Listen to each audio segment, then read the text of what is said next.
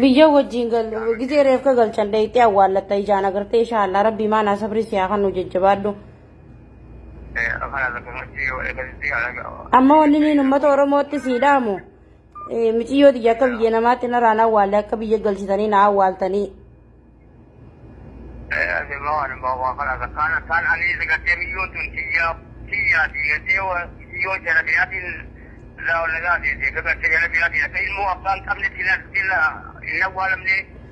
Ittiin siidhaama sana dhalattee mislaa isiin.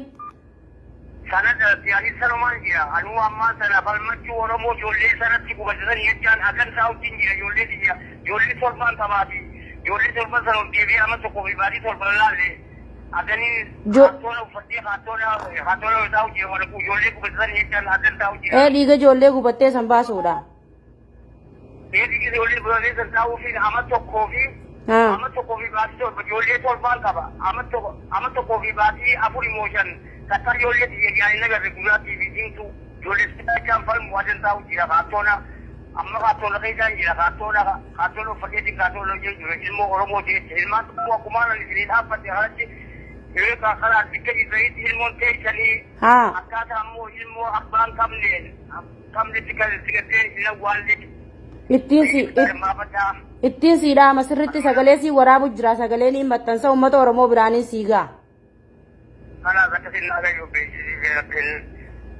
خلاص أتيس جبادو إن شاء الله يصير يصير خراب يجاقل شودا فرمون بيجرمن جرتو رولي قالوا جرتي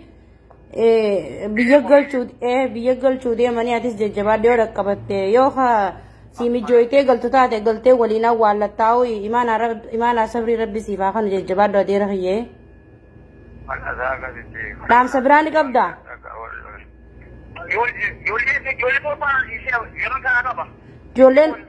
Ijoolleen shan sibira jirti lameen tagalchite tana.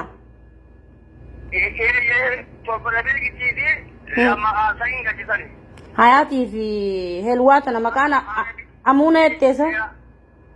Amuunii fi hayaat halaatu galche. Haati irra darbitee biraa deemtee fi hangalchee warra keenya kaayee biraa deemee. Adeero ati maqaa kee guutuu eenyu siin jaan bilbilli sagaleen tee xiqqoo tanan dhagaamte hedduudha maqaa kee guutuu eenyu siin jaan ati maqaan kee guutuun eenyu guutuun Isaa Adam Muhammad Isaa Adam Muhammad Isaa Amul Isaa Adam Muhammad Inshallah maatii miti rabbumaatu asirra dhaabbadhu jeeni ربي ما ناسبري سياخا نججبا دعاتي سي بيجي جرت بو يمن جرت ري بيجي ما يشي ثم كان المفرشي دي خط خلي تقول اما الميسما تجاني يسين المادادا يسا تجان عدادة تعديف جاناتي ورقيتي نين بيغا اولا جواني وسيك بيغا لابانا تدرسي والدي كده نين بيغا فين ايضان خلاص ما ناسبري ربي سياخا ان شاء الله ديغي شي ربي عباسوتي ججبادو أديروي أيه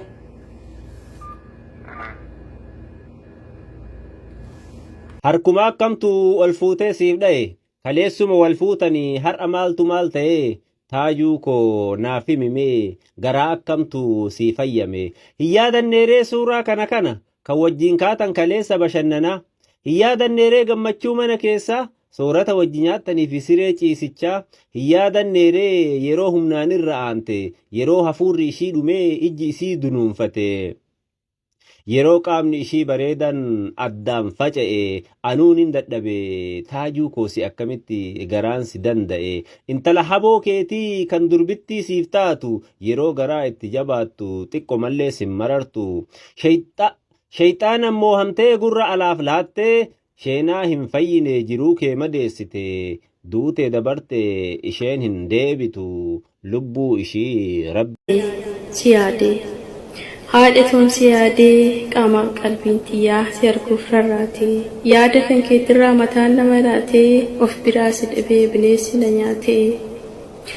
ilaalee sin arguu si waamuun awwaattu na biraa fagaatte iddoon ati jirtu onneen toona goyte osoon si deebittu onneen toona goyte osoon si deebittu aayyootoo harmeetoo hedduu si deebodhu osoo lubbuun jirtu si hawwan duuti beellaman qabdu guyyaa feete dhufti kaati jaalattuuf kaati jibbitu hunda fuutee dhufti duuti akkan qabdu duuti bakkan qabdu namattaati yaada garaa wal jaalatu santu waliif aada obsi jechuu malee maal qaba hamilee yaa hawaasa kiyya gaddi kan kee kiyyaa abbaa faadha isheettu mala dhabee iyyaa maaluma itti muree dhalataa juu kiyyaa inni argaan jiru isheen argaan jirtu maama baabaa jedhee iyyaa akkatti bahan malee akkatti galan beeku rabbummaan guddatame isinne yaa eegu